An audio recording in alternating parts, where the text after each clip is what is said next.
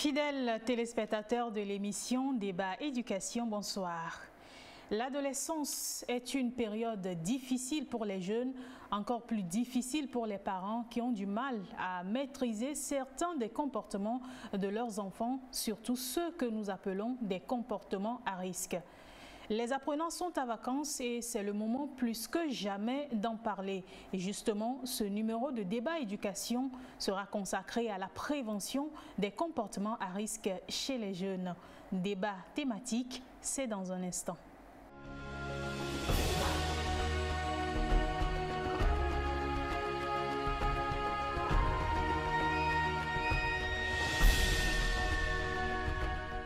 Comment prévenir les comportements à risque chez les jeunes? Avant de vous donner des éléments de réponse, je vais vous présenter des invités que j'ai avec moi sur le plateau. À ma gauche, j'ai Madame Yendouti Lamboni Djoubik, sociologue de l'éducation, chef section formation à la direction de l'enseignement secondaire technique. Madame, bonsoir. Bonsoir Madame Dodo. Merci d'être avec nous sur le plateau. Je vous en prie. Et à ma droite, j'ai Madame Tiadema Patassé.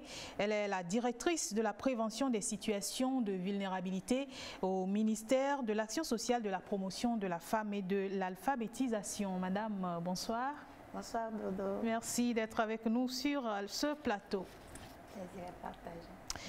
Alors, avant que nous ne rentrions dans de grands débats, il me semble opportun de définir d'abord ce que nous appelons des comportements à risque. Je vais me tourner vers Madame Lamboni. Madame Lamboni, comment définissons-nous ce que nous appelons des comportements à risque?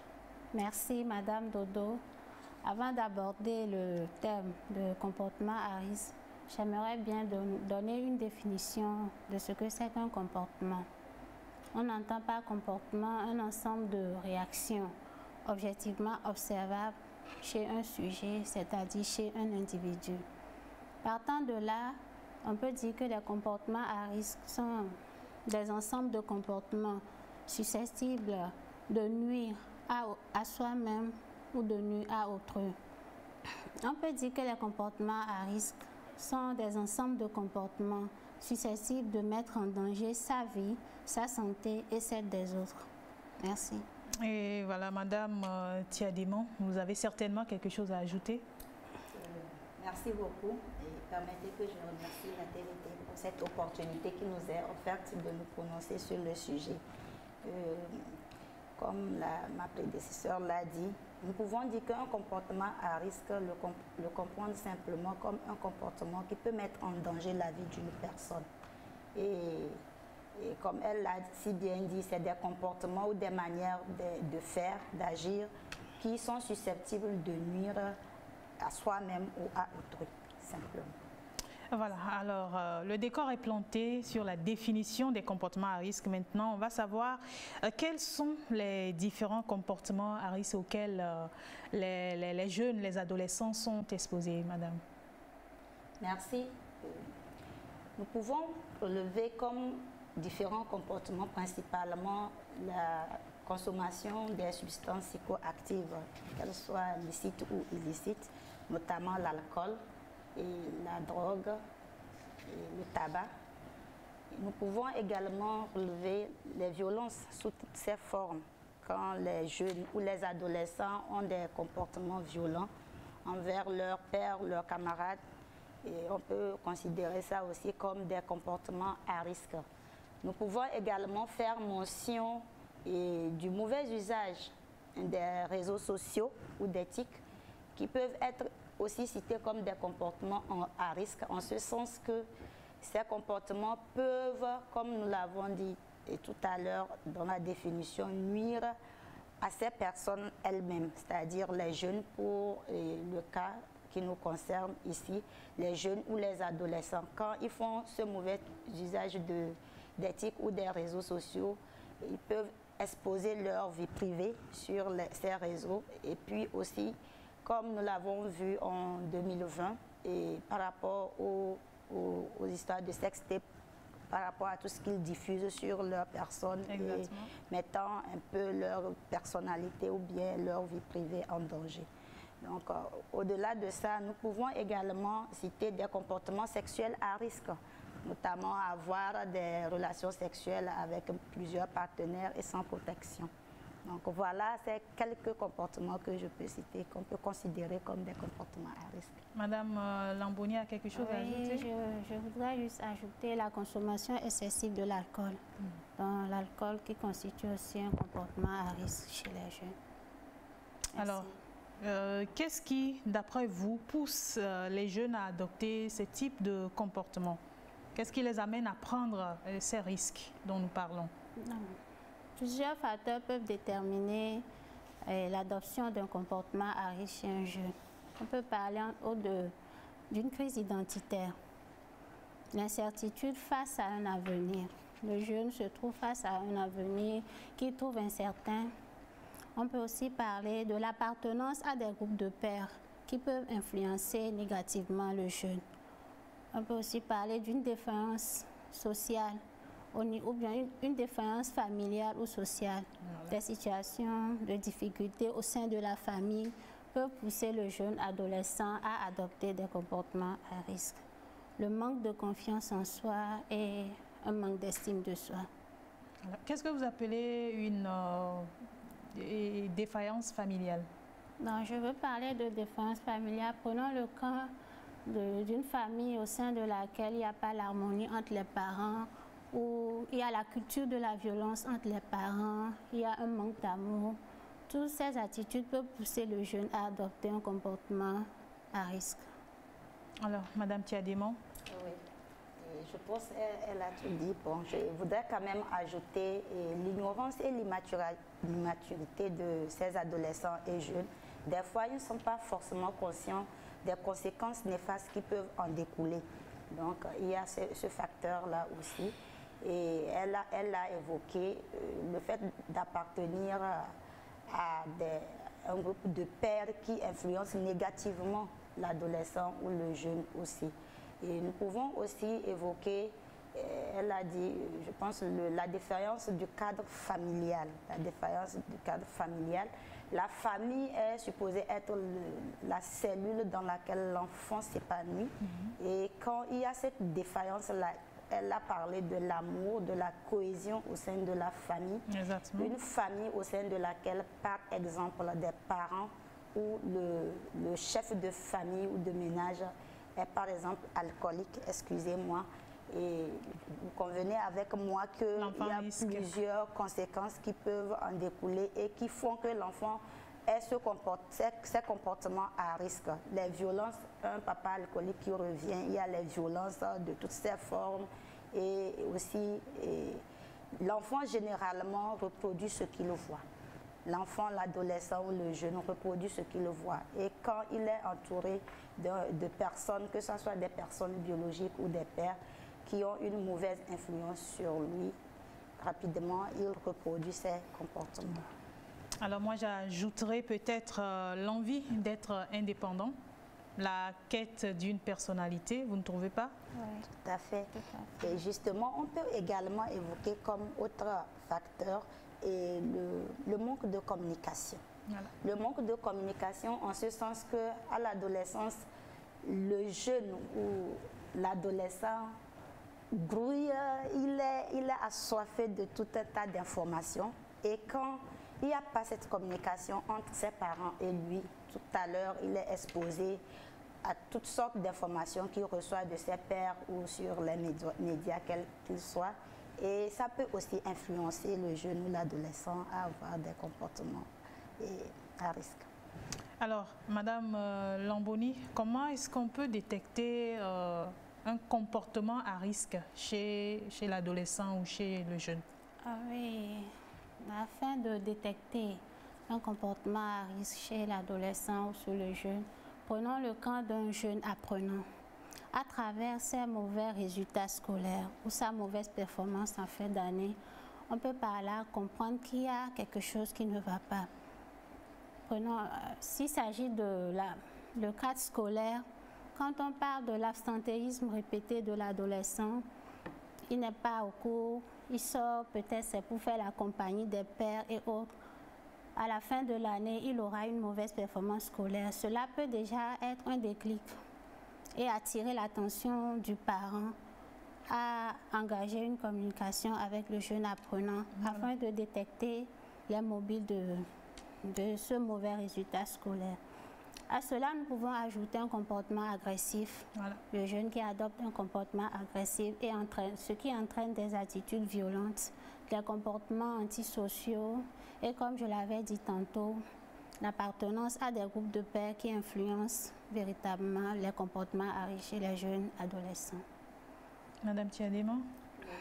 Comment détecter ces comportements? Je pense qu'au prime abord, il faut quand même connaître d'abord son enfant, connaître l'adolescent. Le connaître, c'est connaître ses habitudes, qu'est-ce qu'il a, qu'est-ce qu'il est, en tout cas connaître ses points forts, ses points faibles. Mais maintenant, quand on le connaît, que ce soit à l'école ou bien à la maison, quand on le connaît, à moindre changement, on peut se rendre compte, se mettre à l'évidence qu'il y a quelque chose qui ne va pas.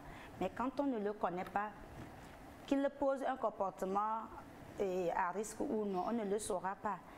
Donc, c'est pour ajouter à ce que Madame a déjà dit tout à l'heure, donc connaître l'adolescent. Et il faut aussi le suivre.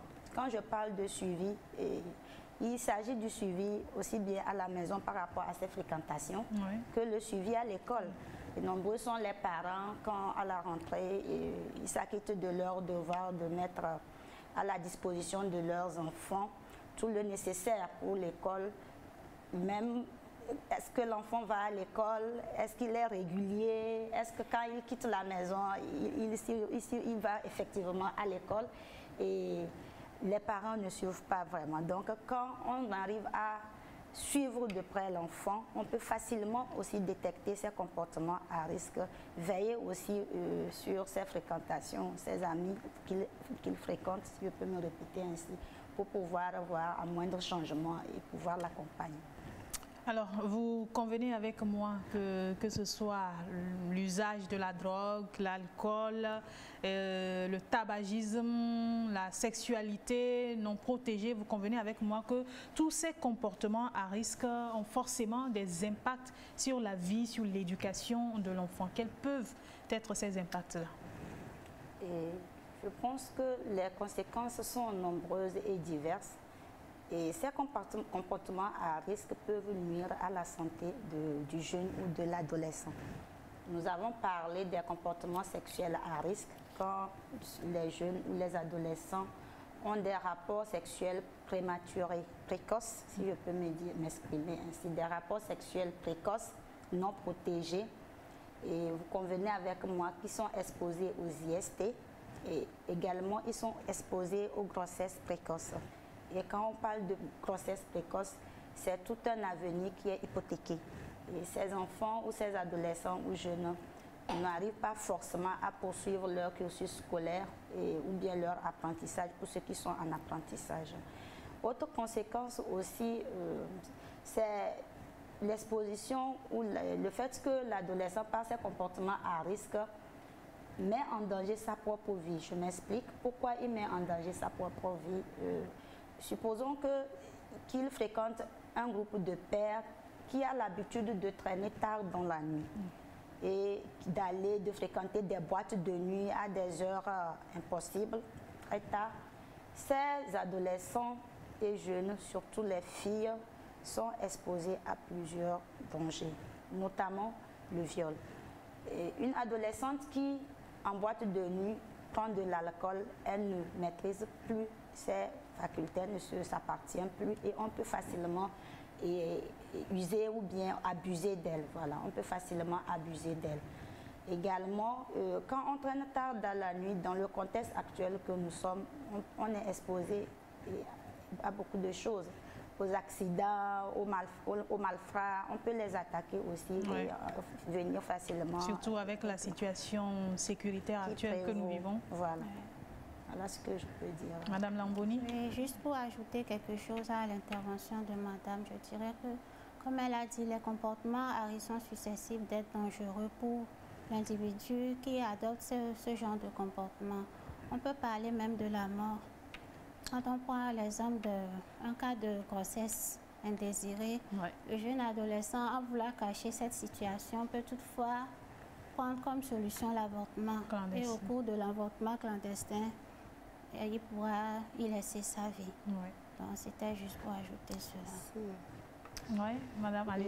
Oui, je voudrais aussi évoquer l'aspect du mauvais usage des réseaux sociaux ou des TIC dans l'ensemble, comme je l'ai dit tantôt. C'est d'actualité d'ailleurs avec TikTok et les jeunes adolescents qui font vraiment de n'importe quoi sur ce réseau social. Tout à fait. Les conséquences à ce niveau sont vraiment dramatiques. C'est pas forcément, ça ne nuit pas forcément à leur santé, mais ça nuit à leur personnalité. Exactement. En ce sens que c'est des comportements qui rattrapent ces jeunes et adolescents plus tard. Donc, quand on prend seulement l'exemple des sextapes et autres, et ces images qui sont diffusées sur les réseaux sociaux sont à vie. Un jour, quelle que soit, en tout cas, l'évolution du jeune ou de l'adolescent, un jour, face à certaines situations, il se verrait rattrapé par ces images et là, c'est toute sa dignité et la dignité de sa famille qui en pâtit. Donc voilà aussi une conséquence qui n'est pas des moindres et qui fait beaucoup même qui crée beaucoup de cas aujourd'hui et qu'il ne faille pas oublier. Merci. Pour ajouter, l'une des conséquences des comportements à risque peut être aussi le décrochage scolaire. Le jeune apprenant sera obligé peut-être à abandonner l'école, même l'apprentissage, parce que bon, il se dit peut-être qu'il n'a plus besoin de poursuivre ses études. Donc, c'est juste pour ajouter cela. Alors, Madame Tiadéman, je crois, a parlé au début de manque d'information ou de communication peut-être entre l'adolescent et ses parents. Alors, comment lancer la conversation? Comment le parent peut arriver à détourner son ado de l'addiction à la drogue ou à l'alcool, par exemple? Oui, pour un parent qui aurait constaté, par exemple, que son jeune adolescent serait enclin à adopter une attitude, un comportement à risque, c'est-à-dire un jeune adolescent qui consomme de l'alcool, cela comporte déjà des risques pour sa vie, sa santé et son devenir. Je crois qu'il faut engager la discussion. Le parent est appelé à engager un dialogue, une communication avec le jeune apprenant afin de détecter les mobiles qui l'auraient poussé à s'adonner à ce type de comportement. Madame Tiadéman? Oui, et merci beaucoup. Et je pense que c'est important de pouvoir détourner son adolescent ou son enfant de ses comportements, mais comment y parvenir? Je pense qu'il est important plutôt de pouvoir, elle a dit, de communiquer, d'instaurer un climat de confiance. Avant de pouvoir communiquer, il faut instaurer ce climat de confiance entre l'adolescent et le parent. S'il n'y a pas ce climat de confiance, je ne pense pas que l'adolescent puisse être disposé à écouter même ce que le parent aurait à dire. En dehors de ça, il est important également d'occuper l'adolescent. L'oisiveté est la mère de toutes les vices. Voilà. Et donc, quand il est occupé, il n'est pas enclin à avoir ce genre d'idées pour pouvoir aller même jusqu'à avoir ces comportements-là. Donc, l'occuper par des activités sportives, par exemple, pour pouvoir aussi mettre en valeur, l'aider à valoriser ses potentialités, l'occuper par des activités sportives, artistiques, culturelles. Je pense que quand il est occupé, il ne va pas forcément penser à ces genres de choses.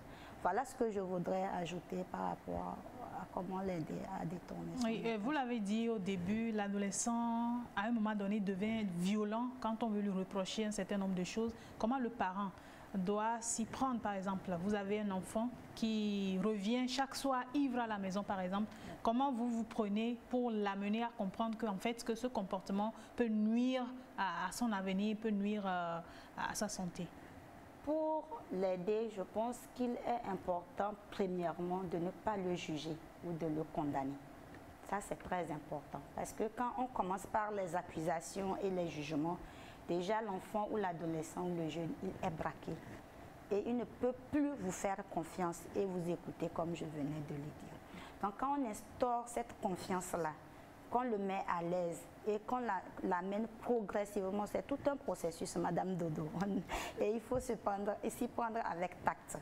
Et qu'on l'amène progressivement à comprendre le bien fondé de ce qu'on est en train de lui dire, à lui faire comprendre qu'au fait, on voudrait son bien, qu'on voudrait l'aider à sortir de cette situation ou à laisser tomber ses comportements à risque.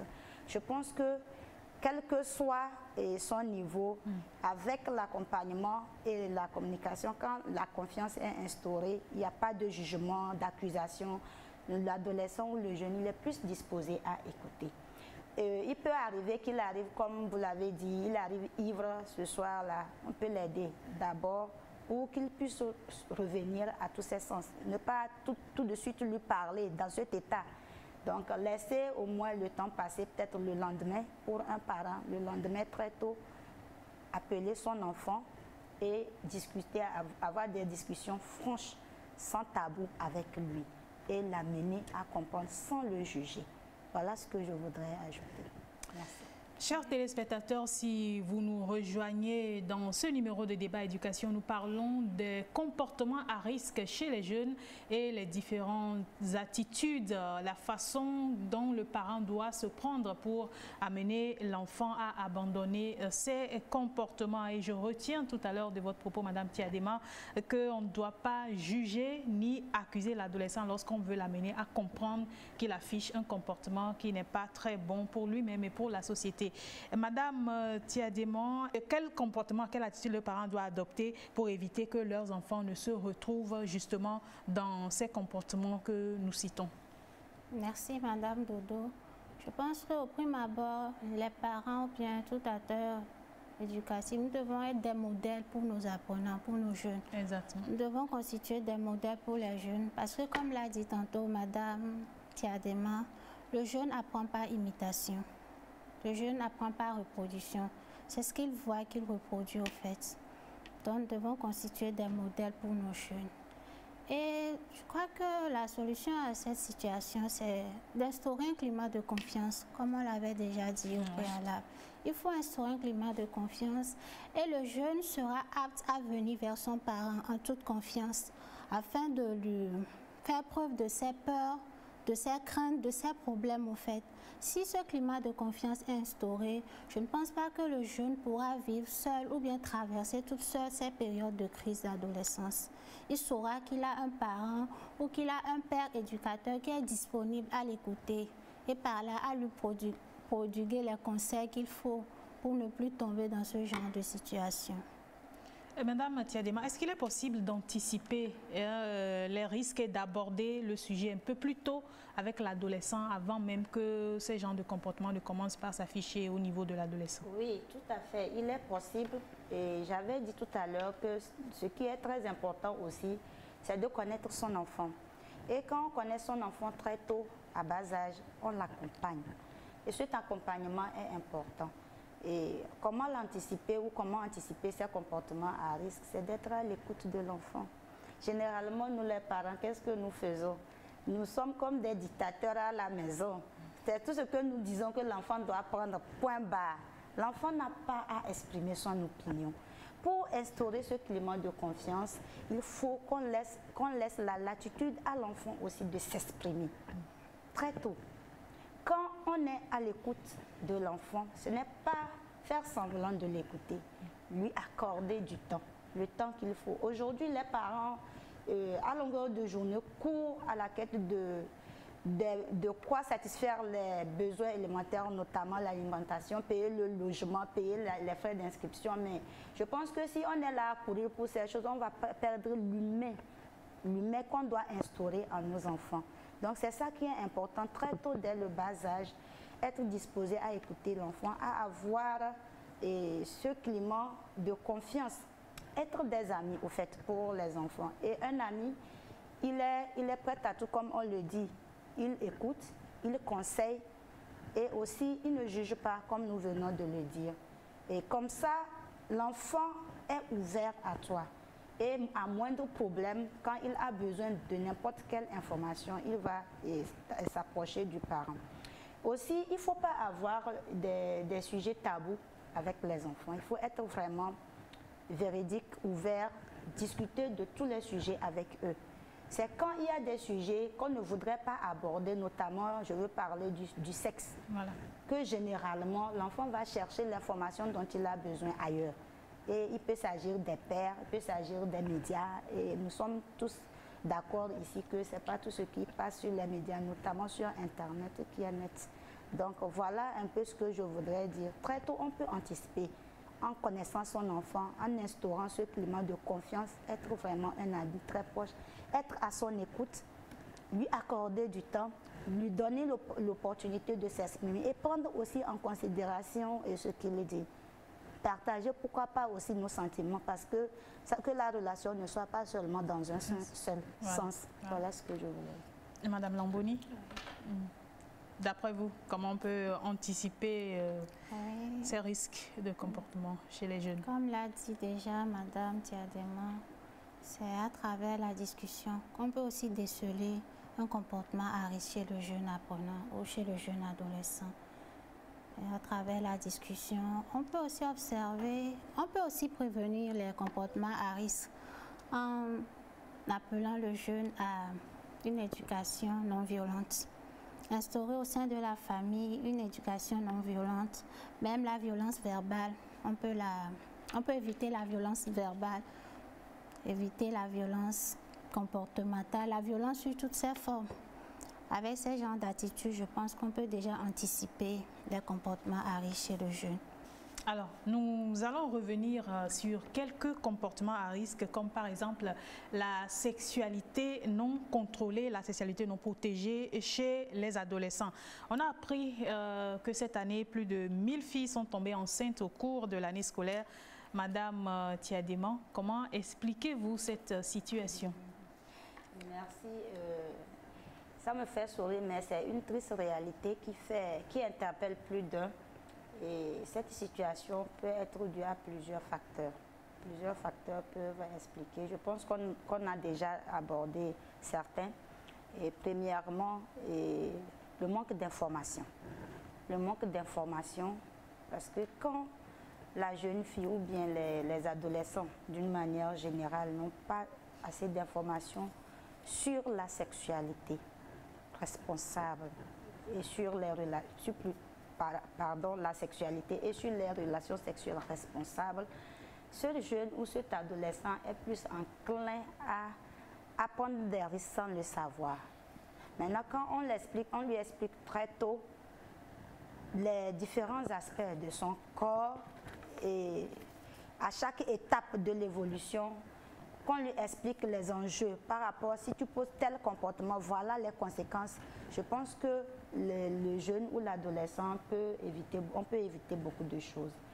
En dehors de ça, nous pouvons aussi citer le manque de surveillance des parents. Beaucoup de parents ont démissionné de leur rôle d'éducateur aujourd'hui. Excusez-moi si je le dis ainsi. Et c'est par rapport au constat qui est fait. Et je l'avais effleuré tout à l'heure. Quand un parent quitte la maison depuis le matin et qu'il va au service, il ne revient que le soir. Il revient le soir, qu'est-ce que l'enfant a fait au cours de la journée? Quelles sont ses fréquentations? Est-ce qu'il est allé à l'école? Ce n'est pas son problème. Ce n'est pas tous les parents, je nuance, ce n'est pas tous les parents, mais certains parents le font, la plupart. Surtout aujourd'hui, avec le contexte socio-économique difficile, c'est ça la réalité. Et ça fait que les enfants sont livrés à eux-mêmes.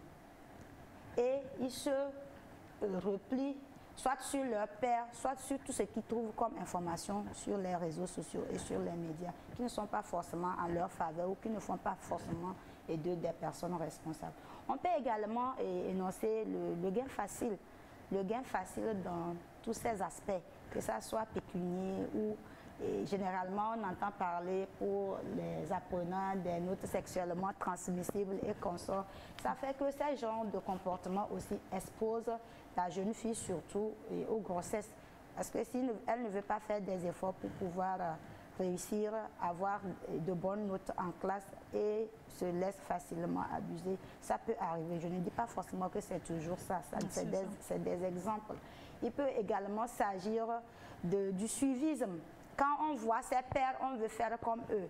mon ami ou ma camarade a un téléphone Android, il me faut ce téléphone-là, quel que soit le prix à payer. Ouais. Voilà la triste réalité. Est-ce que tes parents ont les moyens de te fournir, de te donner ce téléphone?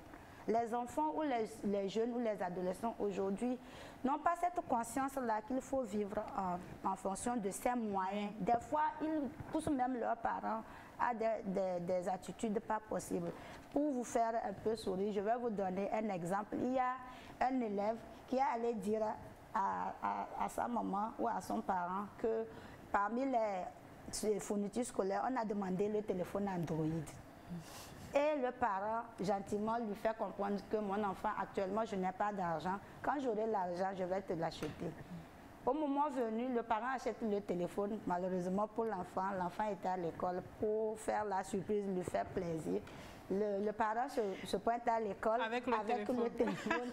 il va chez le surveillant, comme quoi, comme auparavant on avait demandé, lui n'avait pas les moyens, maintenant il a eu les moyens, il a porté. Mais le surveillant était étonné. Donc voilà un exemple parmi tant d'autres qu'on peut citer qui causent. Il y a plusieurs facteurs et voilà ce qu'on peut retenir brièvement. Alors Madame Lamboni, au vu de tous ces facteurs que vient de citer Madame Tiadéma, comment pensez-vous que le parent peut créer une interaction avec son enfant pour justement discuter du sujet? Parce qu'on a l'impression que les parents ont peur d'aborder surtout cet aspect, la sexualité responsable avec leurs enfants. Donc comment le parent peut s'y prendre? Je pense que l'heure actuelle où nous sommes, tout parent doit pouvoir aborder le sujet de la sexualité avec son enfant. Il faut qu'on désacralise le thème de la sexualité. Et pour aborder ce sujet avec l'apprenant, le parent doit créer des interactions, comme vous l'avez dit, à travers le dialogue. Le dialogue et la communication autour du sujet. Le dialogue, la communication et une discussion franche et sincère. Comme l'avait déjà dit Madame Tiadéma, il faut appeler les choses telles qu'elles sont. Aller droit au but. Ne pas essayer de camoufler la discussion, non. Parce que si nous ne le faisons pas, le jeune sortira avoir les fausses informations en griffe au dehors.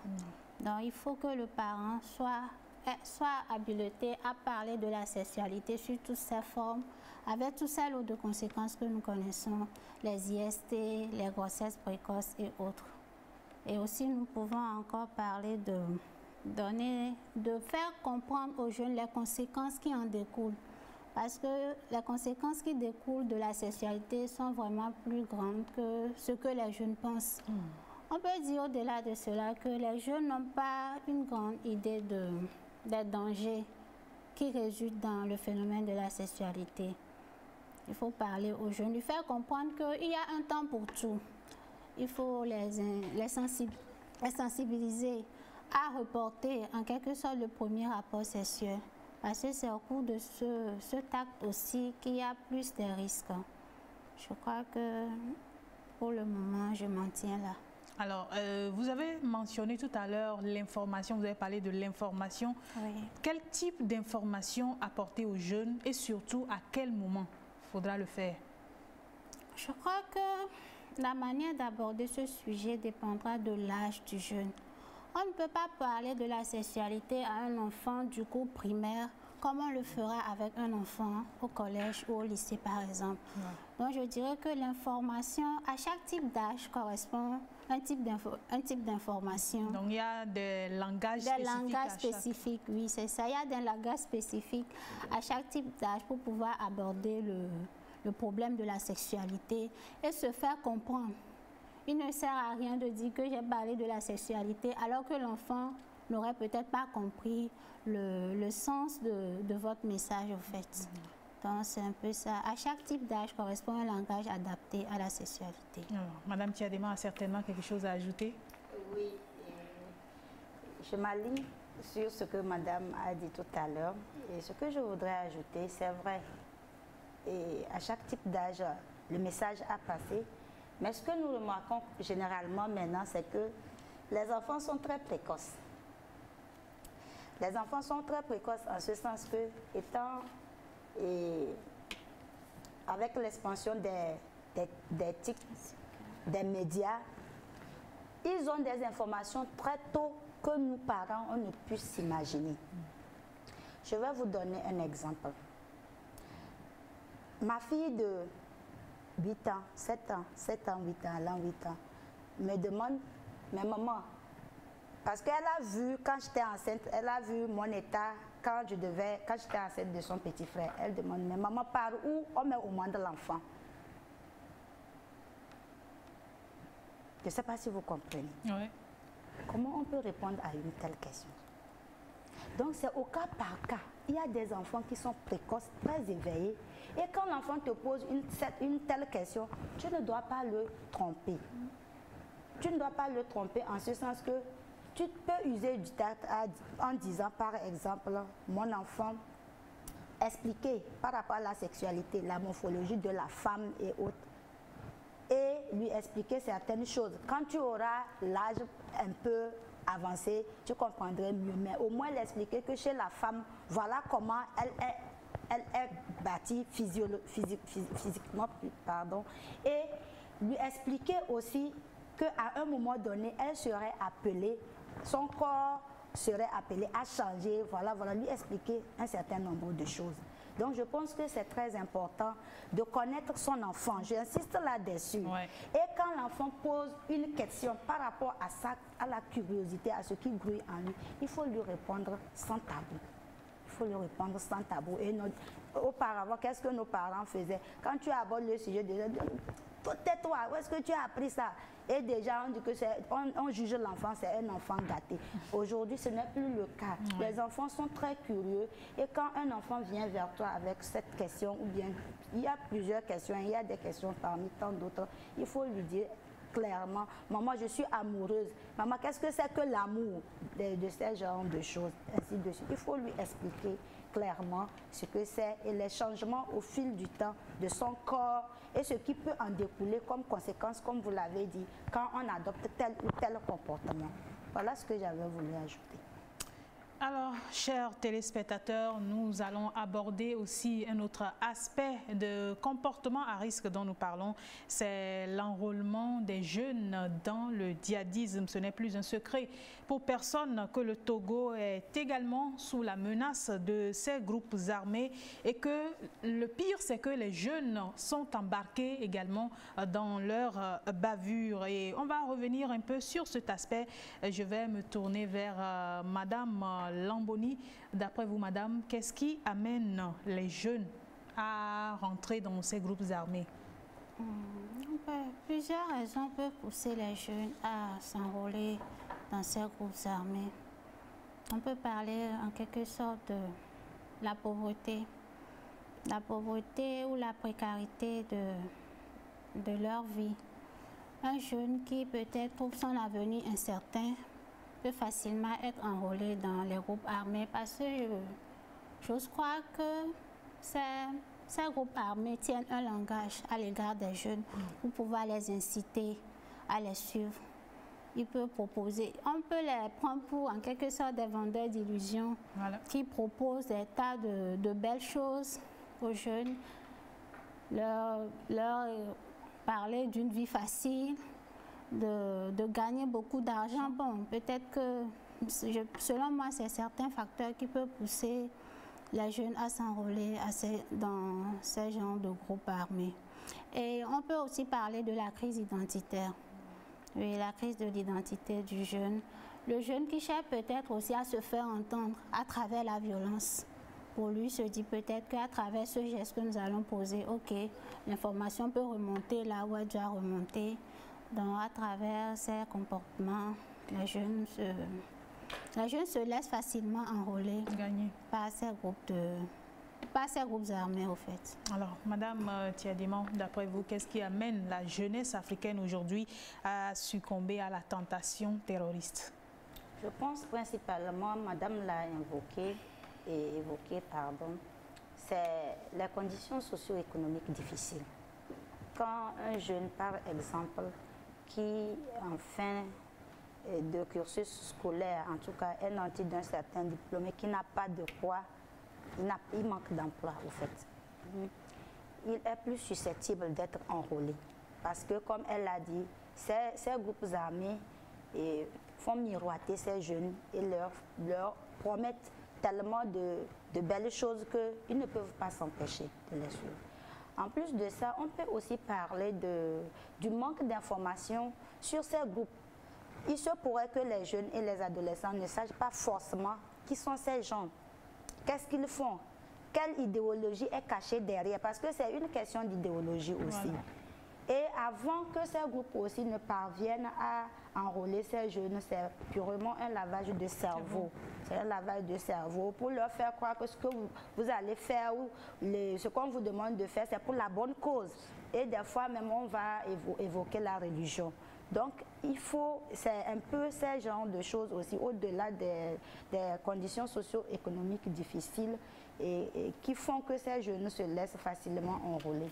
On peut également évoquer le fait, elle a parlé de crise identitaire tout à l'heure, le fait aussi que dans ces groupes armés, par exemple, le jeune ou l'adolescent se sent important.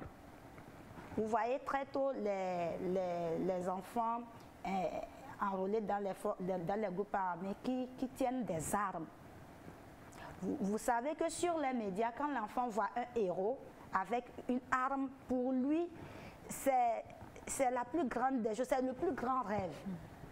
Donc, je ne vous coupe pas, mais c'est la raison pour laquelle d'ailleurs il ne faut pas laisser n'importe quel film à la portée des enfants. Tout à fait, puisqu'on a parlé longuement des médias sous toutes leurs formes. Donc quand l'enfant ou le jeune ou l'adolescent se voit dans ces groupes, il se voit au fait comme un héros. Et il est facilement manipulable. Donc voilà un peu, il se sent important, on le valorise, puisque là-bas il a toute sa place.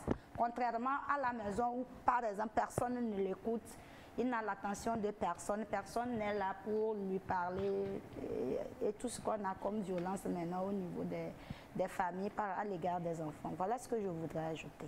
Alors, je le disais tantôt, le Togo est également sous la menace djihadiste. L'on en veut pour preuve les attaques qui ont eu lieu dans les savanes, les 3 attaques.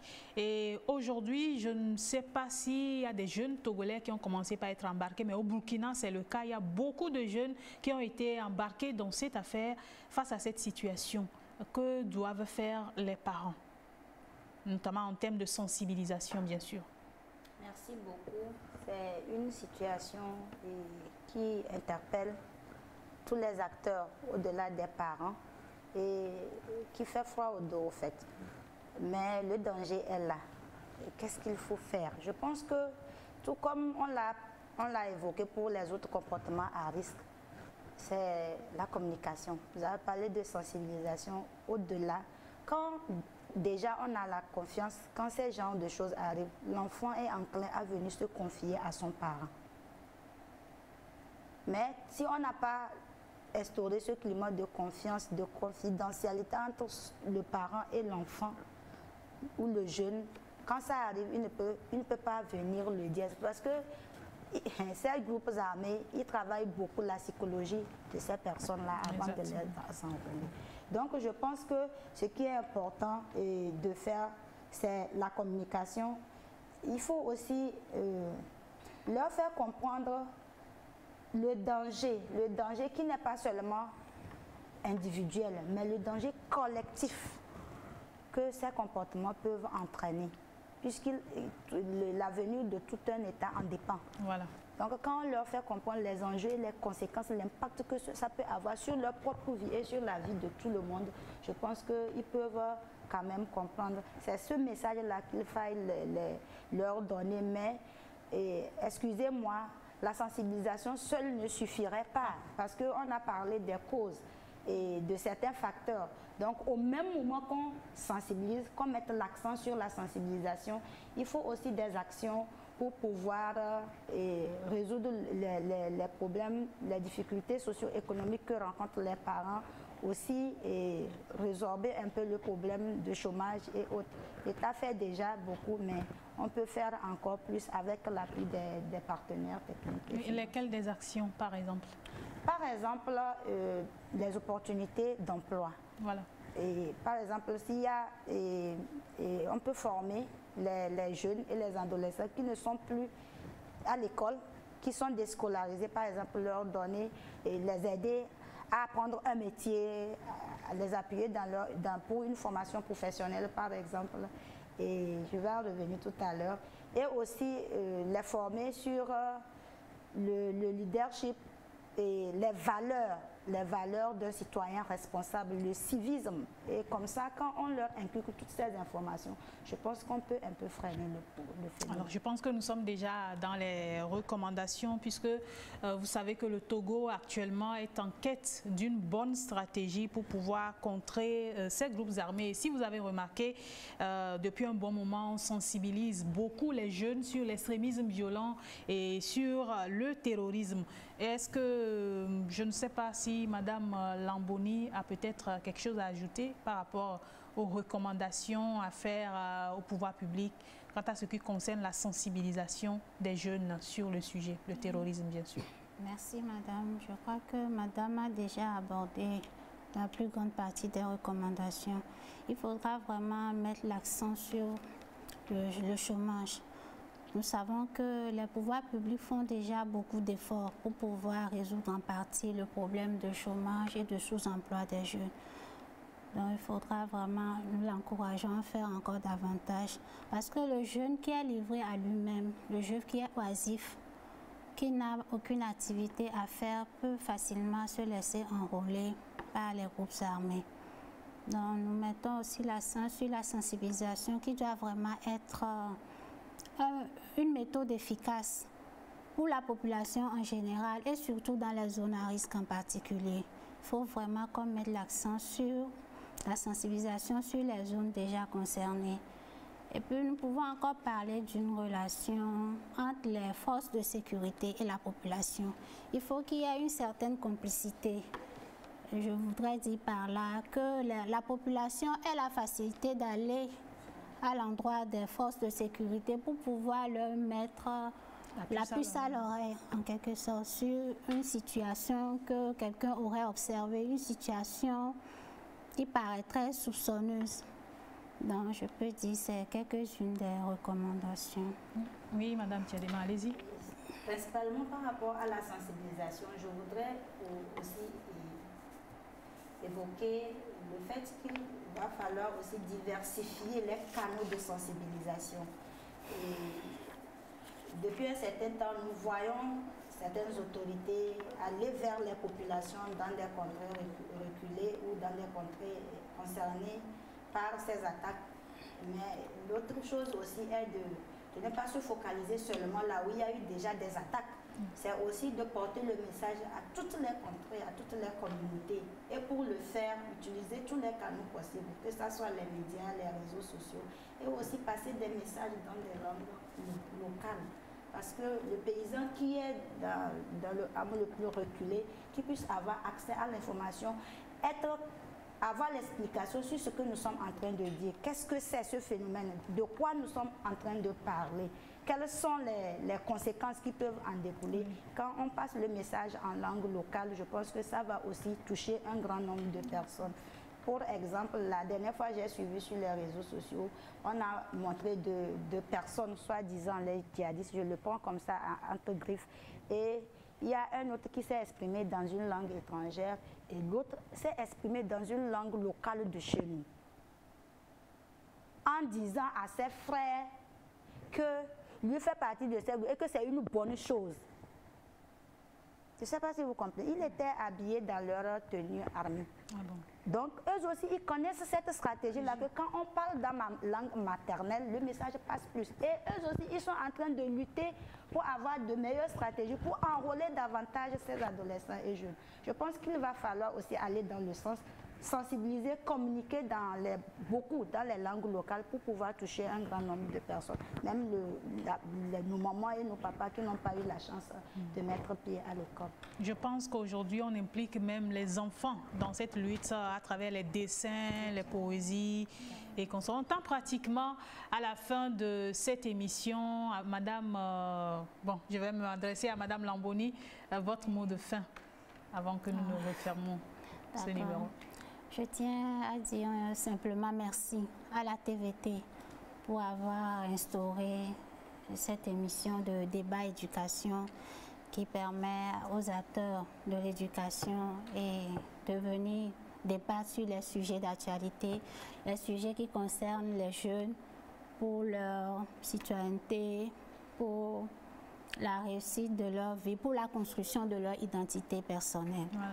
Je tiens à dire un sincère merci à la TVT et je tiens aussi à remercier tous les acteurs de l'éducation, les parents, les enseignants qui se battent tous les jours afin de prodiguer des conseils, afin de former les jeunes à ce qu'ils soient des citoyens capables pour la relève de demain.